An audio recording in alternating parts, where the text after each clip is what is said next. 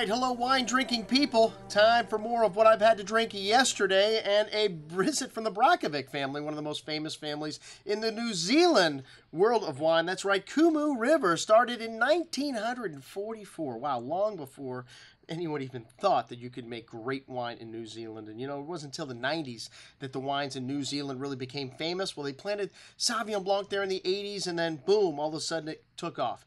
You know, the sheep were scared because, well, sheep farming was pretty much the #1 sport there until grape growing came along, and Sauvignon Blanc really put them on the map. And the Brackovics used to grow Sauvignon Blanc, but they said, you know what, why the hell are we messing around with this? Everybody else does. We're on the north part of the North Island, and Chardonnay is what we really love anyway. So they let everybody else in New Zealand have their Sauvignon Blanc, and these guys make the greatest Chardonnay from New Zealand. One of the greatest Chardonnays on earth, and they've done blind tastings with this wine against the top wines of Burgundy, and it is always fared very well, sometimes even coming out on top. That's right. We started out with a Chardonnay Kumeu Village, and they've changed the name of this wine. This is their entry level, and we'll say basic one. It's from higher yielding vineyards. They've got 65 acres of their own, and they purchased from another 25, but they control the farming. And this wine's a combination of tank and barrel fermented wine, which changes every year depending on the vintage. They don't have a recipe for making wine here.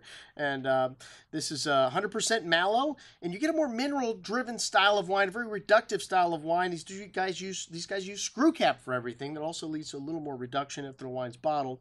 But they do 100% mallow, and you don't get that butteriness because they aged the wine in the lees, and the lees gobble up that diacetyl. The same reason why you don't have butteriness in champagne, because they age champagne on the lees. So very bright and focused wine on the palate. On the nose, green apple, lemon, citrus, with a nice amount of that flinty, middly note, which blows off with a little time in the glass. Really lean but focused style here with a nice zesty finish, that citrus fruit, and that minerality adding to the length there. An excellent entry level of $24.75.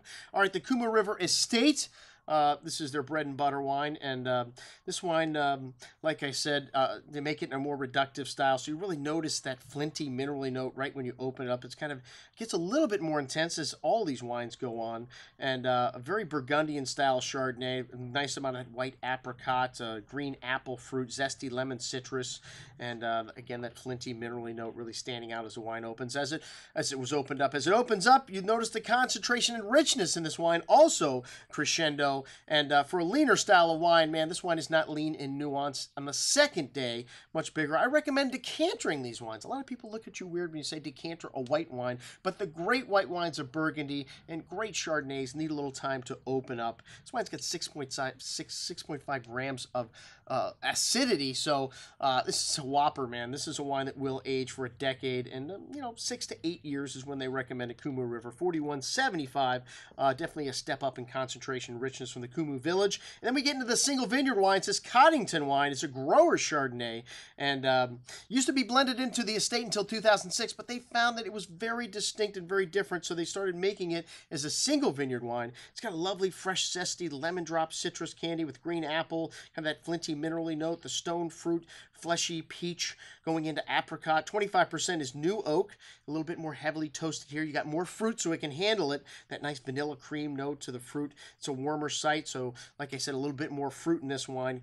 Quite a bit richer on the palate as well. A nice creamy texture here and a nice amount of that fruit here showing in the mid palate, and a nice texture of whole milk, that lovely hint of toasty oak spice on the finish, but still along the same lines of all these wines, lean and clean and most excellent, very long finish. I would keep this wine for another 3 to 5 years in the bottle. 2012 Maddie's, which you might say mates, but it's got a little accent there, and this is a tribute to Dad, who started the winery in '44. And they made fortified wine and table wines back then also, but that's what they were known for in New Zealand. But their love was Chardonnay, and that is pretty much what they stick to today. And it was planted in 1990, passed away in 1992, and they started making the wine in '93. So it's the Mendoza clone, and this clone of Chardonnay naturally has chickens and hens, what they call them, large berries and small berries, so you don't have to harvest the vineyard at different times to get grapes that are more acidic and then which give the wine a good firm backbone of acidity, and then come back and harvest it later to get grapes that have higher sugar to give you that rich sugar. This does it all in the same cluster, but a much lower yield here, so you get wonderful concentration as well. And this wine is just a knockout here. A really lovely richness, lovely concentration, and a lot of fruit.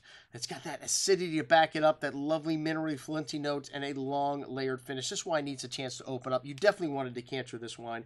And if the 2009 is any indication of where this one is going, well, 2009 was an excellent vintage. This wine, will last another 10 years or more in your cellar. But it's starting to hit that sweet spot right now. Wow, it really opens up with little time in the glass. A lovely array of tree fruits and that flinty minerally note. A lovely, rich, creamy texture on the tongue with a long, layered finish. Killer juice, and I hardly rate Chardonnay's killer. I don't know why. It's one of my favorite grape varietals, but this one really just hit me right there. And you could put this blind up against a Grand Cru Burgundy, and any day of the week it could come out in first place. So check it out. All the wines from the greatest Chardonnay producer in New Zealand, Kumeu River. I'm your host, Andrew Lampasoni, signing off for the Wine Watch, saying remember, always drink the good stuff first.